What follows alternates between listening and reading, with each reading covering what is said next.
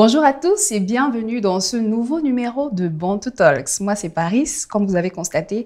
Et aujourd'hui, je vous annonce que c'est une édition très spéciale de Bantu Talks. Donc, si ça vous intéresse, continuez de regarder. On se retrouve tout de suite après.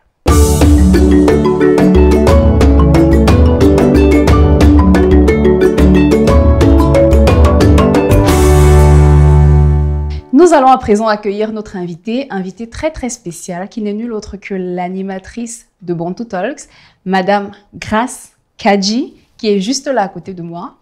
Bonjour Grace. Salut. Ça va? Ça fait bizarre. Ah oui? Ça fait hyper bizarre d'être de l'autre côté en fait. Tu as l'impression que, tu sais quoi, on est en train de voir, on va voir à travers toi. C'est ça. J'ai l'impression que je vais être cuisinée. Surtout que tu vas être cuisinée. Je ne connais pas les questions, donc j'appréhende. Mais tu as l'habitude quand même, donc ça va aller. J'ai l'habitude de poser les questions. J'ai l'habitude de maîtriser le truc. Mais quand tu dois te laisser aller, répondre aux questions. C'est ça. C'est plus difficile. C'est plus difficile. Donc, en gros, c'est ta première interview depuis le début de ta carrière? Oui. Ah, oui, quel honneur! C'est vrai que jusqu'ici, j'ai refusé toutes les interviews, mais bon, comme c'est toi, il faut non. Ah, j'en suis honorée, merci. Merci. Ok. Donc, on ne va pas tourner autour du pot, d'accord? J'imagine que, en tout cas, moi, personnellement, j'ai plein de choses que j'ai envie de savoir. Et j'imagine que vous également. Donc, on va y aller tout de suite. On va commencer par la base. Bon, rassure-moi quand même, tu es prête? Bien le soir. Ça va, je vais partir en courant. D'accord. Ok, donc on va y aller. Oui. Est-ce que tu peux partager avec nous un tout petit peu ton parcours scolaire, déjà au niveau des études que tu as faites et quel genre d'élève tu étais? Personnellement, ça m'intéresse. J'imagine que vous aussi, donc. Mon parcours scolaire, j'ai eu un parcours assez classique, sauf que je suis arrivée en France à l'âge de 13 ans. Donc avant, je fréquentais au Cameroun, à Douala. Quel genre d'élève j'étais? J'étais une élève assez, comment dire, je captais rapidement. J'ai une bonne mémoire en fait. Malheureusement ou heureusement, ça dépend du point de vue, mais en tout cas, j'ai très bonne mémoire. Donc, c'est très utile, tu sais, pendant les études, pour se souvenir des cours, c'est ça. Pendant les examens. Exactement. Donc, j'ai très bonne mémoire, donc je me suis beaucoup reposée dessus. Un peu trop parfois. Et donc, j'ai eu un parcours scolaire classique. J'ai redoublé une fois. Sans faute. Ah. J'ai redoublé une fois. Quelle classe? La seconde. Ah, d'accord. J'ai redoublé la seconde parce que, tu sais, tu te crois déjà grande un peu. Là. Tu penses que ça y est, tu es une femme. Tu commences à mettre un peu le gloss là et tout. Ça ne m'a pas laissé. Donc, du coup, ça n'a pas loupé. J'ai redoublé. Et puis ensuite, j'ai eu le bac du premier coup. J'ai fait un bac plus 3 en école de commerce. D'accord. Voilà, parce que j'ai toujours aimé le commerce. Le commerce. Voilà, et puis après, je me suis arrêtée en bac plus 3 par contre. Bac plus 3, d'accord, ok. Donc, grosso modo, tu étais le genre d'élève qui faisait la fierté des parents, quoi. C'était pas le genre d'élève qui dérange les parents, qu'on reprimande souvent, qui déçoit les parents, non. J'étais pas, je pense, pas décevante à l'école, pas dans les notes. Oui, je parle à l'école, je veux dire à l'école. Oui, pas dans les notes, bon, sauf l'année où j'ai redoublé, où c'était un peu difficile, mais plutôt, tu vois, la puberté, le caractère qui s'affirme pas trop, on ne sait pas trop. Mais au niveau des notes, non, pas trop. D'accord. Parce que j'arrivais toujours comment dirais, à naviguer, tu vois, quand je sens que c'est un peu j'accélère un petit truc. En tout cas, pour passer, mais sans trop de difficultés. D'accord, ok. D'accord. Alors, on va passer à la prochaine question. On aimerait savoir, je ne sais pas si pour vous, moi j'aimerais beaucoup savoir quel a été ton parcours professionnel. Donc, après ton école de commerce, après ton diplôme, qu'est-ce que tu as fait? Il faut que je commence à avoir mon diplôme, en fait, parce que j'ai toujours travaillé. Ah, d'accord. Dès que j'ai pu, j'ai toujours fait des petits boulots. Je tressais des gens le week-end. Ouais. J'ai fait le babysitting, les trucs, tous les trucs que les jeunes filles font pour avoir de l'argent parce que j'ai eu très tôt une grande envie d'indépendance. Oui. Donc, j'ai travaillé aussi longtemps dès que j'ai pu. Et donc, en fait, mon cursus, mon école de commerce, j'ai fait une année en initiale, comme on dit, donc comment dire, de manière classique. Et en fait, à partir de la deuxième année, les 2 et 3, j'ai fait en alternance. D'accord. Donc, j'ai commencé à travailler, en fait, dans la même entreprise où j'avais été en alternance. D'accord, ok. Où j'y suis restée. Et tu travaillais en tant que quoi? Alors, donc, ça commence à devenir perso. Ça commence à devenir perso. Je suis en train de réfléchir à ce que je peux dire, comment je vais répondre à la question. Tu n'es pas obligée de répondre aussi, hein. Voilà quoi, on ne te force pas, on aimerait bien savoir. Mais... Non, mais vu comment tu fais, je me dis qu'il y a encore des questions encore plus perso, donc je vais garder des jokers pour les bonnes là qui vont me dépasser, je crois. D'accord, ok. Bon. Comment je vais expliquer ça? En fait, quand j'étais en alternance, puisque à un moment donné, en fait, quand tu es en alternance, c'est l'entreprise qui paye en fait ton école, parce que mon école était très chère, l'école de commerce. Et donc à ce moment-là, mes parents n'avaient pas les moyens de me payer l'école. Et moi, je tenais à continuer mes études. Donc, il fallait trouver une entreprise. Et c'est vraiment compliqué donc de trouver une entreprise qui va payer ton école, qui va t'accueillir, tout ça. Donc, ce que j'avais fait à l'époque, j'avais imprimé, bon, on n'avait pas, le net n'était pas aussi développé qu'aujourd'hui, hein, ça commençait déjà, mais pas autant que maintenant. Donc, j'avais imprimé une tonne de CV et je partais dans les entreprises une à une pour déposer mon CV, pour déposer. Et je suis entrée dans une agence immobilière. Quand j'entre, je tombe chez la patronne d'une petite agence, hein, il y avait 7-8 personnes, en fait, des employés. Et quand j'entre, elle me dit non, on cherche personne. Je lui dis écoutez, franchement, je suis désespérée. Je lui dis pardon, prenez-moi, vous allez voir, je suis des merdes, je suis intelligente, je vais faire le café, je vais faire des photocopies. Vous allez voir, je vais prendre le téléphone, prendre vos rendez-vous. Et comme quand je suis entrée, les commerciaux, tu vois, qui visitent, qui vendent les maisons n'étaient pas là, je lui dis mais vous voyez, l'agence est vide. Moi, je peux arriver le matin ouvrir l'agence. Hein. Quand les gens ne sont pas là, je vais prendre des rendez-vous. Elle me regarde comme ça et tout. Elle regarde et elle-même s'est rendue compte qu'effectivement, quand il y avait la volonté. Il y avait la volonté et puis le besoin. Et le besoin, voilà. Donc, elle me dit, qu'est-ce que je vais faire de toi? Et puis, j'étais jeune, j'avais quel âge même? J'avais 19 ans, un truc comme ça. Et elle avait un fils qui avait à peu près le même âge que moi. Elle me dit, bon, ok, petite, reviens demain. Donc, j'ai commencé comme ça. Et j'y suis restée 4 ans avec elle. Cette dame-là m'a vraiment beaucoup appris. Énormément. Elle a été vraiment quand je parle, ça m'émeut. Elle a été un grand soutien. Elle m'a appris énormément, cette femme. Vraiment. J'en suis très reconnaissante. Très reconnaissante, ouais. D'accord. Donc, tu es restée 4 ans. Ça s'est super bien passé. Ça s'est bien passé. J'ai fait mes premières armes. Comme je dis, je suis arrivée, j'ai commencé à servir le café. J'ouvrais l'agence le matin, en fait. L'agence s'ouvrait à 9h. Moi, j'arrivais à 8h30. Le temps de faire un peu le ménage, de faire le café pour les autres, de faire des photocopies, des dossiers, des gens. Tu sais, les dossiers quand tu fais le dossier de location. Donc, de regarder si dans chaque dossier, il ne manque aucune pièce, ce genre de choses. Donc, j'ai fait ça pendant... je crois, 5-6 mois. Et puis un jour, il y avait... quelqu'un voulait visiter, en fait, était venu à midi. Parce que du coup, moi, je restais aussi à midi, je mangeais dans l'agence, puisque c'est moi qui devais veiller sur tout ça. Quand les gens partaient manger dehors, donc quelqu'un vient dans l'agence, il dit, oui, j'ai vu un appartement que j'aimerais visiter, machin, mais il n'y a personne. Et l'appartement était juste à côté. Et je lui dis, ouais, mais non, mais vous inquiétez pas, je prends les clés, on y va. Donc, j'ai pris les clés. On allait visiter. C'était un monsieur, en plus, je me rappelle, très aisé. C'était un appartement qui était très cher. Donc, j'ai constitué le dossier, j'ai tout fait. Et quand le commercial, du coup, en charge de l'appartement est revenu, il m'a dit, oui, passe-moi le dossier. Je vais donner à la patronne. Et tout le monde m'a dit, comme toi, là, je ne connais pas Camerounais. J'ai donné le dossier. Je suis allée poser sur le dossier de la patronne. Je lui ai dit, c'est moi qui ai fait visiter. Elle m'a dit, c'est toi qui as fait visiter, c'est toi qui prends la com. Donc, ça a été ma première commission. D'accord. Et après, je suis passée du coup commercial. Ah, ok. Waouh, comme quoi il faut sauter sur les occasions. Il ne faut louper aucune occasion. Ouais, et ne pas se laisser piétiner parce que si tu étais molle, tu aurais donné le dossier à l'autre. Oui, mais la dame n'aurait pas su. Il faut attendre le bon moment, en fait. Ça faisait déjà un moment que j'étais là, elle avait vu mon sérieux, elle avait vu que je venais vraiment à l'heure, elle avait vu que je ne rechignais pas à servir le café, à laver les toilettes, voilà, je n'avais pas honte de ça.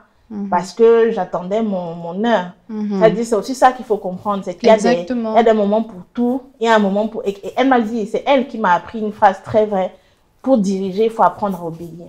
Et ça, je l'ai gardé, je l'ai vraiment gardé.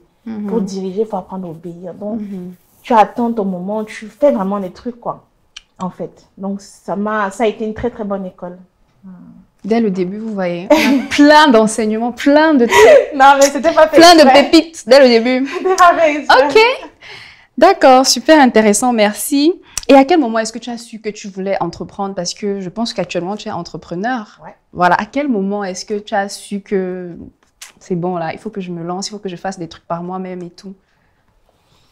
Est-ce qu'il y a eu un moment clair? Est-ce qu'il y a eu un moment clair? Je ne suis pas sûre que quand on est entrepreneur, il y a une espèce de fracture comme ça. Je pense qu'on sent dès le départ qu'on l'est. Quand on a une soif d'indépendance, quand on a des idées, quand on n'a pas peur de prendre des risques, quand surtout on prend des risques, on échoue, on se relève encore et encore, c'est que clairement, on est un entrepreneur. Donc, moi, je l'ai toujours eu en moi. Hein, et ça a donc été en fait une suite logique. Donc, ma première boîte, je l'ai créée en parallèle en fait de mon travail classique. Donc, je l'ai toujours fait à côté, quoi. D'accord, ok, d'accord. Et du coup, comment est-ce que tu en es arrivé à Bontou? Comment est-ce que tu en es arrivé là? Parce que bon, c'est vrai que je ne sais pas s'il y a d'autres choses, on va en arriver. Mais aujourd'hui, c'est du moins pour ma part, et j'imagine que pour plusieurs d'entre vous aussi qui nous regardez, c'est Bontou que vous connaissez. Vous savez que voilà, c'est elle qui produit Bontou, c'est elle qui anime Bontou. Donc, du coup, comment est-ce que tu en es arrivé là? Comment est-ce que tu en es arrivé à penser Bontou, créer Bontou, faire Bontou et tout? Ouais, j'ai toujours eu envie de faire Bontou. Enfin, pas toujours, mais ça fait des années que j'ai envie de faire Bontou. Ça fait 2 ans que j'ai lancé Bontou. Je crois que j'ai eu l'envie, je crois peut-être 5 ans avant, un truc comme ça. Où j'ai eu l'idée, j'ai eu l'envie, mais je n'avais pas l'opportunité. Même perso, c'était pas le bon moment, dans la vie personnelle aussi, parce que c'est très prenant. Donc, comme je savais que j'avais cette envie, je n'avais pas encore mûri en fait le projet. Mais quand l'envie ne me quittait pas, ça restait, je continuais à y penser, j'ai commencé en fait à économiser pour ça. D'accord. Donc, j'ai économisé, oui, 3-4 ans avant la première saison. Et l'envie est venue de... Comment je vais dire ça? En fait, j'ai compris qu'il ne faut pas être à contre-courant, déjà. Il faut prendre donc tes atouts, tes réels atouts, parce que les gens sentent en fait quand c'est fake, quand c'est surjoué. Moi, j'aime bavarder. Voilà, j'aime bavarder, tu me connais un peu perso, j'aime bavarder, j'aime les divers, les histoires des gens m'intéressent vraiment. C'est même pas, c'est pas fake. C'est-à-dire que moi, je suis capable d'arriver, bon, tu le sais, j'arrive quelque part, tu me racontes, j'écoute, hein, je dis, ah bon, ah, il y avait ci, il y avait... Parce que je trouve que l'histoire des gens est toujours pleine d'enseignements. Et comme je suis toujours à la recherche de la... J'aime comprendre, tu vois, j'aime apprendre, tout ça. Donc, les histoires des gens m'ont toujours intéressée. Et quand je me suis donc retrouvée dans des difficultés personnelles vraiment, vraiment importantes, j'ai été, comment dire, en manque de ça. Parce que je sais ce que c'est qu'avoir tellement mal au cœur que tu as l'impression que ça ne va jamais s'arrêter. Je sais ce que c'est que avoir mal au cœur, c'est physiquement. Tu as l'impression que ton cœur va s'écrouler tellement tu as mal. Je sais ce que c'est. Je sais ce que c'est que être désespéré. Je sais vraiment ce que c'est. Donc, quand j'ai eu à traverser des moments comme ça, pendant cette période-là, j'aurais aimé avoir une émission comme celle-ci. Ah ouais? Ouais. D'accord. J'aurais aimé avoir quelqu'un qui rigole pour rien, pour que je vois que la vie continue. J'aurais aimé avoir les histoires des autres, pour que je comprenne qu'il y a les gens, les problèmes et qu'ils arrivent à surmonter aussi. Exactement. Exactement. Donc oui, c'est presque un peu égoïste, hein, Bantou. J'ai fait mon émission pour moi, après ça m'a dépassée. Il y a une chose qui m'a toujours... Bon, c'est vrai que voilà, tu es camerounaise, tu es bantou et tout, mais peut-être qu'il y a autre chose. Pourquoi le nom bantou? Pourquoi avoir choisi bantou? Pourquoi avoir choisi ce nom-là particulièrement?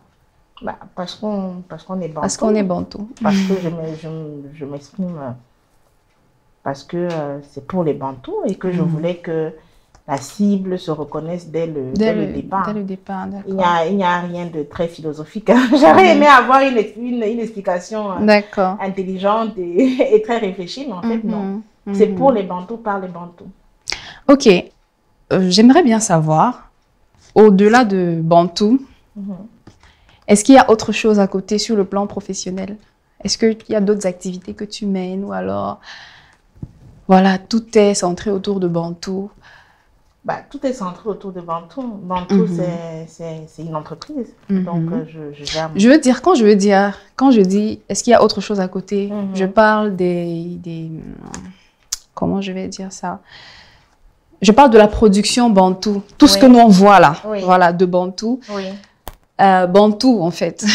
S'il n'y a que l'émission Bantou. S'il n'y a que l'émission Bantou dans l'entreprise Bantou, ok? Il n'y a que ça qu'on voit. Ou alors s'il y a d'autres choses derrière, parce que tu sais, les gens créent souvent des entreprises et puis ils ont production audiovisuelle, ils ont prestation de services, ils ont peut-être commerce, ils ont, je sais pas.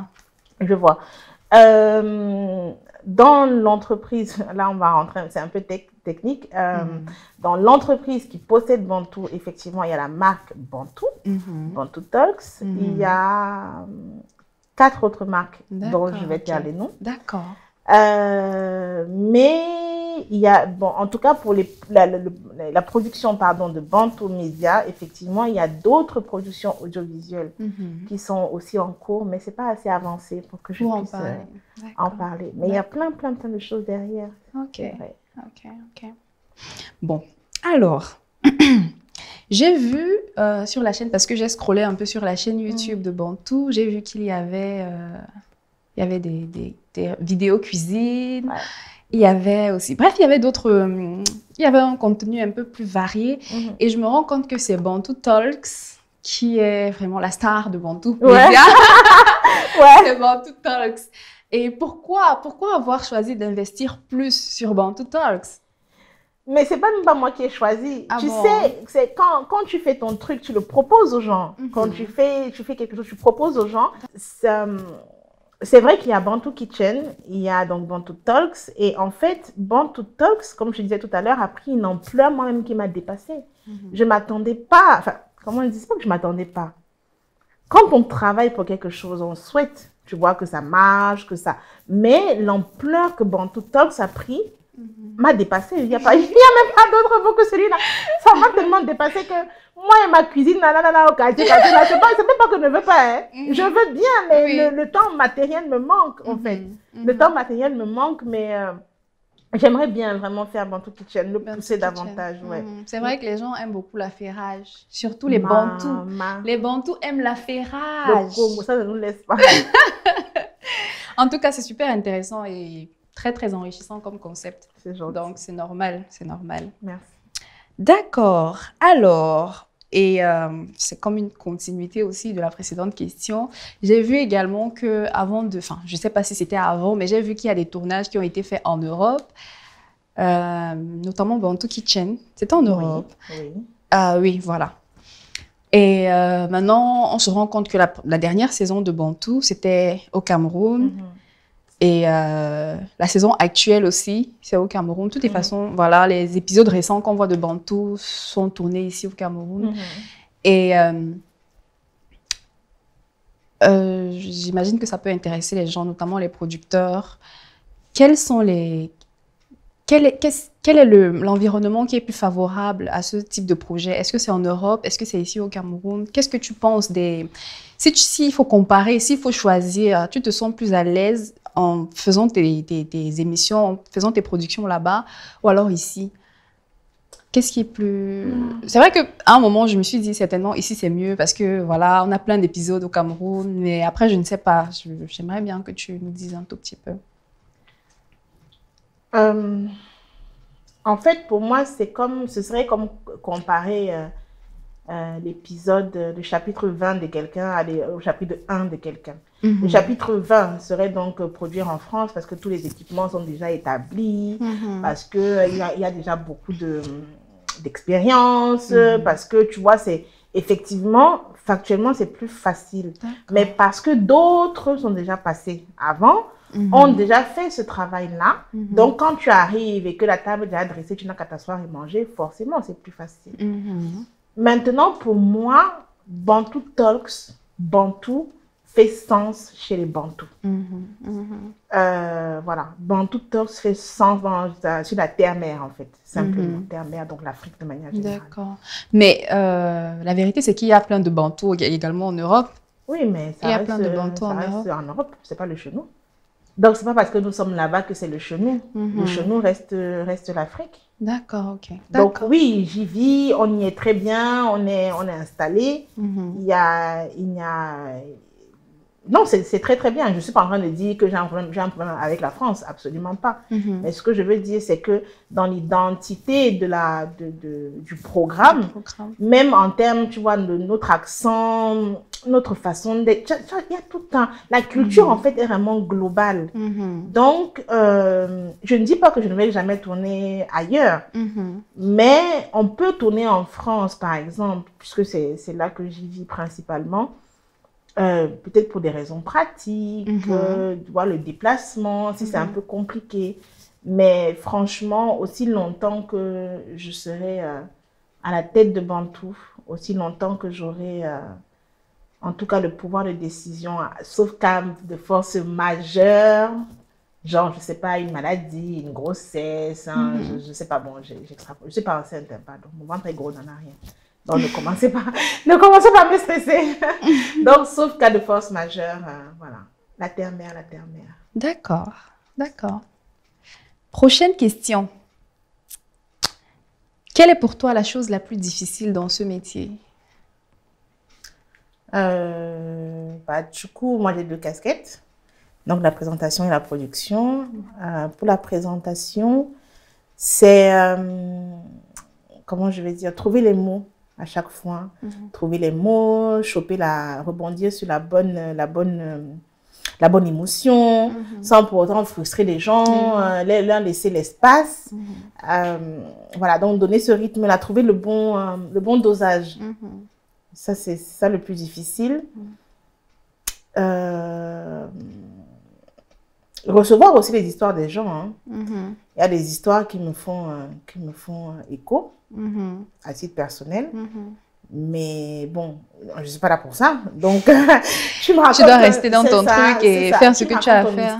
Il y a plein d'histoires où je me suis dit, ce qu'elle est en train de dire là, ça me fait penser à un truc, ou ça me donne en fait un regard différent, même sur une situation personnelle. Mais je ne vais pas arrêter l'émission pour dire, oui, c'est vrai que ça, tu vois que c'était... Tu vois, donc ça aussi, gérer... Rester dans ton rôle et juste permettre à la personne de s'exprimer, et gérer les émotions après. Parce que parfois aussi, le soir, j'y repense, ça me travaille un peu. Et même la peine des gens. Quand quelqu'un vient te raconter quelque chose de difficile, on reste humain. Tu vois l'émotion, tu vois la personne revivre la peine parfois et tout. C'est ça. Et ça me touche. Ça me touche. Donc aussi, trouver la bonne distance, ce n'est pas toujours évident. Maintenant, le côté productrice, les équipes, gérer les équipes, d'abord trouver les bonnes personnes, les personnes qui vont s'investir dans ton projet, comprendre, avoir cette espèce de cohésion professionnelle. Comprendre ta vision. Oui, c'est ça. Comprendre la vision, se battre pour que le projet aille dans le bon sens. Pas seulement faire wassa, comme on dit. Quelqu'un vient, il fait son truc comme ça, il sait qu'il s'en va. Tu vois, c'est en fait ça. Trouver des personnes qui sont impliquées dans le bon sens du terme, c'est vraiment difficile. C'est le plus difficile, ouais. Et puis aussi l'aspect, il faut le dire, en tant que femme, quand tu es Alors, est-ce qu'on peut dire que je suis jeune? Bien sûr. Pas très vieille. Bien sûr, tu es super jeune et super belle aussi. C'est gentil. Très beau maquillage en passant. Bye Paris. Non, il te va très bien. Tu es vraiment très belle. Belle tenue, les tresses, super top. C'est gentil. Super. Donc, tu vois, en tant que femme, c'est pas toujours évident parce que les hommes ont un ego particulier. Donc, quand j'ai souvent l'impression que même si tu as raison dans ce que tu dis, que le gars reconnaisse que, en fait, oui, elle, je bosse pour elle, et que oui, elle a raison dans ce qu'elle dit, c'est comme si c'était, je sais pas moi, la mer à boire. Ou alors, tu en as aussi beaucoup qui confondent, qui te gèrent comme s'ils géraient leur gros quartier. Souvent, je répète que, en fait, mon gars, on n'a pas une relation, comment dirais-je? Amicale. Voilà. On ne se drague pas. On ne se drague pas. C'est vrai, parce que tu ris, mais sérieusement, plusieurs fois, je l'ai dit, on n'est pas dans un rapport de séduction parce que souvent, ils sont un peu, tu vois, le gars, il fait le beau. Papa, arrête. Et le pire, c'est que c'est un domaine qui est vraiment dominé par les hommes. C'est vrai, mais on arrive, t'inquiète. On arrive. Ok, bah, beaucoup de courage. J'imagine que c'est pas... Oui, pour l'instant, j'en ai. Priez pour moi pour que ça ne finisse pas. Il y a des jours, je me dis qui m'a envoyé, franchement. Il y a des jours, je me dis, mon Dieu, qui m'a envoyé. Mais non, ça va aller. Un peu. D'accord.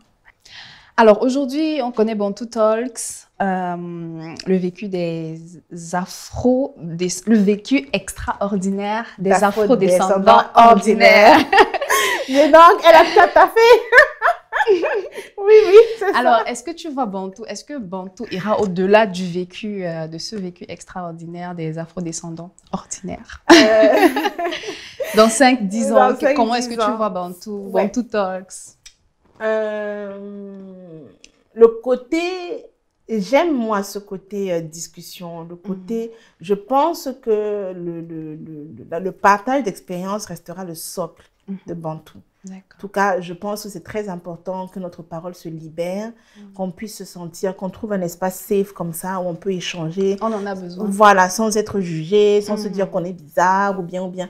Ça, j'aimerais vraiment le conserver. Maintenant, c'est vrai qu'on est en train d'aller au-delà parce que c'est pas seulement le Congo-ça pour le Congo-ça. Il y a une vraie question de santé mentale derrière.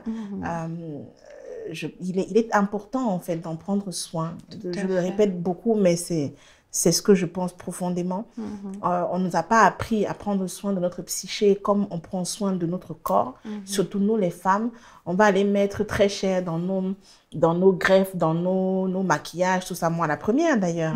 Mais quand on va te dire que oui, ma chérie, ça va pas trop, tu as fait une fausse couche, il faut peut-être te faire suivre. Ah non, c'est pas grave, moi je vais y arriver. Non, c'est pas si aisé. Donc, réellement, devenir, en tout cas être une référence en termes de santé mentale pour les fameux afro-descendants dont tu parles, c'est le chemin qu'on est en train de prendre. Mais même pas par volonté particulière, c'était même pas ce que je voulais faire au départ. Parce que comme je t'ai dit, j'avais l'impression que, et je continue à avoir l'impression qu'on s'en fout, moi, moi, de ce que je pense. Ce sont les personnes, les auditeurs, pardon, qui nous suivent, la communauté Bantu qui pousse, en fait, dans cette direction-là. Et donc, quand j'ai senti que le besoin allait dans ce sens-là, bah, voilà, tu accompagnes seulement la vague, quoi. Mais ce n'était pas... Au départ, non, c'était pas prévu. C'était pas prévu. C'est vraiment la communauté, en fait, qui pousse dans ce sens, qui demande des conseils. Beaucoup de gens viennent en privé demander, oui, mais j'aimerais bien consulter, tu connais quelqu'un, parce qu'ils savent que nous, on n'affiche pas les gens, tu vois. Les témoignages anonymes qui te racontent, mais comment est-ce que je peux faire? Est-ce que tu penses que si? Est-ce que tu penses que ça? Des gens qui viennent, des témoignages, des gens qui viennent te dire... voilà, je viens de faire ma 3e fausse couche et je suis tombée sur ton émission. Moi, je le prends comme un signe. Merci beaucoup. Ça me touche énormément. Ça me touche infiniment. Des jeunes femmes qui viennent te dire, oui, il y avait un gars là qui me perdait le temps. Et ma chance que je suis même tombée sur ton tuti. Donc, on passe à la suite. Je rentre à l'école. Ma chérie, tu fréquentes. Ok, il n'y a pas de souci. Donc, tu vois, c'est vraiment la communauté, en fait, et les partages des gens qui ont amené cette évolution-là. D'accord, très important. Prochaine question. Je me sens vraiment sur le grill. Ça finit pas. On arrive à la fin. Est-ce que tu peux nous raconter ta pire expérience? Je ne sais pas si je vais dire échec, l'échec, la leçon que tu as apprise de la pire des manières dans tout ce truc-ci là. J'ai raté beaucoup de choses. Mais est-ce qui t'a vraiment touché? Tu t'es dit non, ça plus jamais, ça fait mal, ça pique et tout. Est-ce que tu peux nous raconter un tout petit peu? Parce que voilà, j'imagine que les gens qui regardent ici, c'est des personnes qui s'intéressent à Bantou, à toi et aussi à ta carrière. Ils veulent bien apprendre aussi de toi, tu vois. Donc, je me dis, forcément, tu as appris des choses et voilà, ça peut forcément aider les gens. J'ai eu beaucoup d'échecs. Vraiment, j'en ai plein. L'échec le plus important que j'ai eu,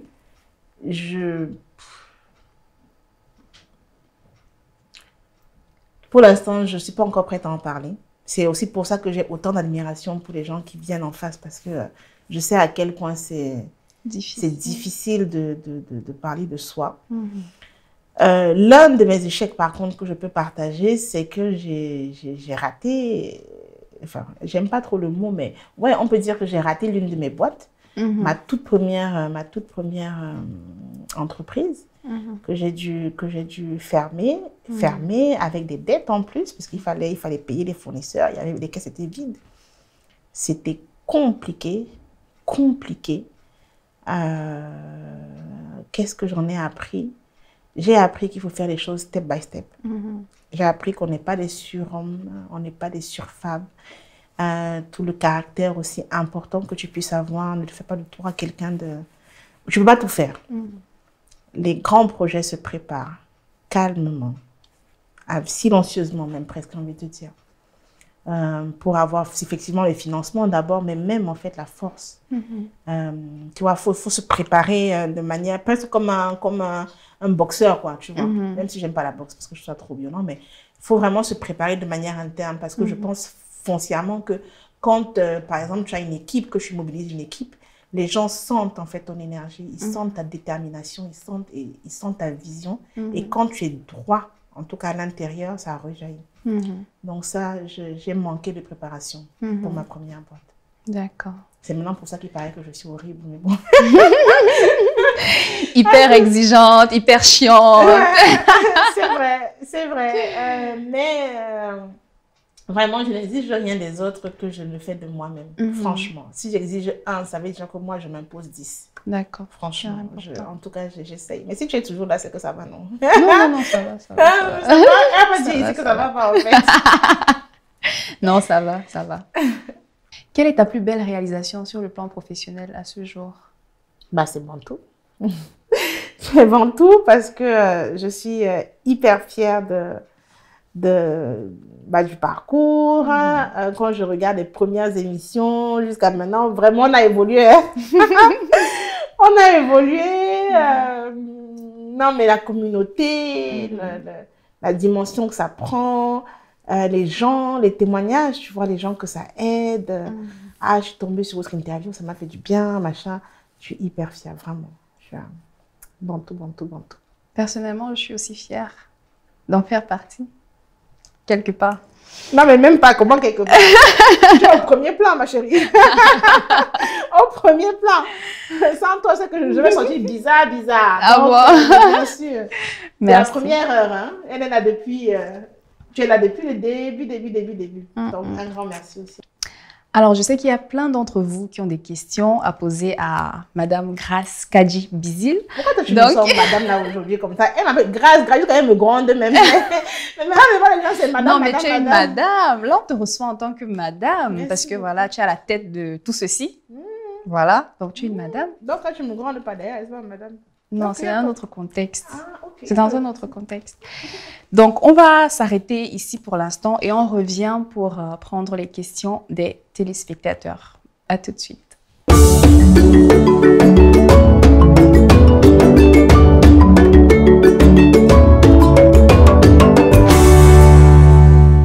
Nous sommes de retour avec les questions des téléspectateurs et on avait plusieurs, on en a pris quelques-unes. Est-ce que tu es prête, Grace? Prête. D'accord. Alors, la première question nous vient de Roland du Cameroun et il souhaite savoir quel genre de boss tu es. Je suis le genre de boss qu'on tutoie, qu'on appelle par son prénom. Je n'aime pas les hiérarchies trop pyramidales, là, tu sais, où tu es dans ta tour d'ivoire et personne ne peut te parler. J'aime pas ça. Je crois foncièrement qu'on est chacun des maillons, en fait, d'une même chaîne et que chaque personne a sa compétence, a son importance. Donc, j'aime faire sentir aux gens de mon équipe qui sont importants. Tous, la même valeur, qui peuvent venir me parler, qui peuvent... voilà, que je reste accessible, quoi. Maintenant, après, c'est vrai que je suis exigeante. Je suis très exigeante. Parce que aussi, moi, je veux des tueurs à mes côtés. D'accord. Je veux des la crème de la crème. La crème de la crème. Je veux que tu sois, voilà, si tu es à côté de moi, c'est que tu as vraiment une compétence, c'est que tu as vraiment des choses à apporter et à m'apprendre, en fait. Parce que je me nourris des énergies des gens qui sont autour de moi. Donc, quand le gars de l'éclairage te dit que l'éclairage bleu là est beau et que toi, tu trouves que c'est bizarre, mais tu dis que, ah, c'est ton truc, donc faut être sûr de ton fait, tu vois. Donc c'est ça. Et moi, j'ai beaucoup de respect pour mes équipes, infiniment. J'ai beaucoup de respect, même dans le désaccord. Voilà, je respecte beaucoup les compétences des gens qui m'entourent. Donc, j'espère qu'ils le sentent et qu'ils le savent. D'accord. En tout cas, s'ils ne le savaient pas, ils le savent maintenant. C'est sûr. C'est sûr. Prochaine question nous vient de Cissé de la Côte d'Ivoire. Et il souhaite savoir si tu as déjà songé à faire des tournages hors du Cameroun. Bien sûr. Bien sûr, bien sûr. J'aimerais faire dans d'autres pays. Être très suivie au Sénégal, en Côte d'Ivoire, au Congo. J'aimerais en faire dans d'autres pays. Effectivement, c'est dans les petits papiers, comme on dit. D'accord. Interesting. Alors, on a Camara du Sénégal qui a une question qui a plusieurs déclinaisons, si je peux dire ça comme ça. D'accord. Alors, il commence par demander quel est le secret derrière l'amélioration au niveau de la qualité, sur le plan esthétique et tout, parce que voilà, je comprends qu'il a regardé les précédentes saisons et puis il se rend compte que voilà, ici, il y a amélioration. À chaque fois, il y a amélioration. Quel est le secret derrière ça? Bah déjà, c'est bien qu'il le remarque. C'est bien qu'il le remarque. Ça veut dire que il y a, les gens, ils sont sensibles et donc ils voient le travail qu'on fait. Effectivement,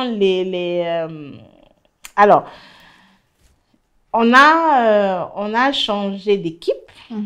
On a changé d'équipe. Il y a eu voilà, des améliorations. On se nourrit aussi en fait des avis des gens pour améliorer notre travail. J'ai fait aussi pas mal de formations pour aussi m'améliorer dans ce que je fais. Et ce qu'il y a aussi, c'est que avec le temps, c'est comme tout, hein, ce qu'on débute, j'ai pris confiance. J'ai pris confiance dans mes goûts, j'ai pris confiance dans ce que je fais. Et donc, mes choix sont aussi beaucoup plus affirmés, tant au niveau des équipes qu'au niveau du rendu final. Donc, je pense que c'est cette synergie-là totale qui transparaît de cette façon-là. Mais je suis ravie qu'il ait remarqué. D'accord. Alors, parlons des équipes. Oui. Comment ça se passe, la collaboration? Comment c'est passé? Parce que voilà, on est parti... voilà, on constate l'amélioration, d'accord? Et il aimerait également savoir si tu as changé d'équipe entre-temps et comment se passe la collaboration avec les équipes, si c'est la même équipe, si c'est une nouvelle équipe, comment ça se passe en gros? Comment est-ce que le travail se passe? Comment est-ce qu'ils accueillent les changements, les nouvelles règles, si je peux dire comme ça, la nouveauté en fait? Comment est-ce qu'ils accueillent? Et si c'est la même équipe du coup? Voilà. Alors, il y a des piliers, comme on dit dans mon équipe, parce que moi, j'aime bien garder les mêmes personnes, en fait. Idéalement, ce serait ça. Idéalement, j'aurais la même équipe sur tous mes tournages. Chacun est en place, ça roule, et puis on y va chaque année. Idéalement, ce serait ça. Maintenant, en pratique, ça n'a pas été le cas. Mais à chaque saison, j'observe les gens qui m'entourent et je garde ceux que je pense être les plus, je ne vais pas dire les meilleurs, mais en tout cas les plus adaptés, les plus, ceux qui sont plus en cohérence en fait avec le projet. Oui, parce qu'il n'y a pas que le talent, il n'y a pas que la compétence, il y a aussi le comportement. Moi, je pense même, oui, je pense même que personnellement, je préfère quelqu'un qui est moins doué, mais qui est travailleur et qui a un bon comportement, que quelqu'un qui est extrêmement doué, mais a un comportement à la con, en fait. Personnellement, je préfère ça parce que quelqu'un qui est peut-être moins doué, mais qui est appliqué et a un bon comportement, peut monter en puissance, peut évoluer au contact de l'équipe. Alors qu'un s'habitue, je sais tout, qui est sûr qu'il sait tout là et qu'on ne peut rien lui dire, c'est compliqué à gérer et puis ça sabote en fait l'ambiance globale. Donc moi sur les tournages, j'aime bien, je suis celle qui je suis même presque moins disciplinée que les autres. J'aime bien beaucoup rigoler, j'aime bien voilà qu'il y ait une belle entente en fait. Mais j'aime comment dire comment je peux formuler ça? J'aime le changement parce que le changement apporte aussi la nouveauté. Tu vois, il faut trouver un espèce de dosage comme ça. Donc avec des piliers, mon assistante, ma make-up, certains autres piliers aussi. Mon réel actuel que j'ai rencontré sur mon ancien tournage, mais qui n'était pas au même poste. D'accord. On fait des nouvelles découvertes, on rajoute, on ajuste, jusqu'au moment où l'équipe sera tout au complet. Et donc, j'espère que ce sera la même où on va tracer sur les années. Donc, ce qui veut dire que l'équipe actuelle, pour l'instant, ça va. Ils se battent. Ils se battent. D'accord. Ils se battent pas mal. Non, c'est cool, pardon. C'est cool. En tout cas, en termes d'ambiance, c'est bien. Ils sont assez pros. Je réfléchis pour bien choisir mes mots parce qu'ils vont voir. Je ne veux pas qu'ils comme attendre à la fin, là, à la sortie. Non, mais pour juger in fine, il faut avoir le produit fini et voir les chiffres. Donc, on va voir. Mais pour l'instant, ça va. Ouais. J'aime bien. D'accord, ok. Alors, la dernière question de Camara. Il veut savoir si tu as déjà eu envie de créer un film sur la base des histoires que tu entends. On pourrait, n'est-ce pas? Parce que les histoires sont vraiment incroyables. Ouais. Comment je vais répondre à ça sans trop dévoiler et rester sincère? Disons qu'il y a des petites choses qui se préparent. Peut-être pas nécessairement un film, mais en tout cas, ce qui est sûr, c'est qu'il y a des développements à venir. D'accord. Donc, restez connectés. D'accord, ok. On va dire ça comme ça. D'accord. Merci pour toutes tes réponses. On va prendre la toute dernière question, qui pour moi n'est pas vraiment une question, mais voilà, on va sortir avec ça. Quel est ton conseil ou alors tes conseils pour les personnes qui veulent entreprendre ou produire? Voilà. Qu'est-ce que tu peux leur dire? Qu'est-ce que tu peux leur donner comme conseil, comme enseignement? Moi, je pense que l'entrepreneuriat, c'est le courage, tout simplement. Donc, si tu as envie d'entreprendre, il faut y aller. Il faut y aller. Il ne faut pas avoir peur d'échouer. Il ne faut pas avoir peur de mal faire. Parce qu'au début, on fait toujours mal de toutes les façons. L'important n'est pas forcément de mal faire à l'instant T. C'est de comprendre ce que tu as mal fait et d'améliorer au fur et à mesure. Donc, il ne faut pas forcément attendre d'avoir des moyens extraordinaires. Faut se lancer. Et puis, voilà, c'est de la persévérance, hein, c'est tout. La persévérance, encore et encore. Oui, la persévérance, très important. C'est vrai que la persévérance dans cette vie, c'est tout en fait. C'est la clé, très important. En tout cas, merci beaucoup de t'être ouvert à nous. Moi, j'ai trouvé ça très, très, très intéressant, très instructif. Il y a eu beaucoup d'enseignements et j'espère que vous aussi, vous avez aimé. On va se quitter là-dessus et merci d'avoir regardé. On se dit à très bientôt, peut-être pas avec moi, pour une autre édition de Bantu Talks. Si vous aussi, vous avez vécu une histoire hors du commun, susceptible d'édifier le plus grand nombre, venez partager votre histoire sur notre plateau.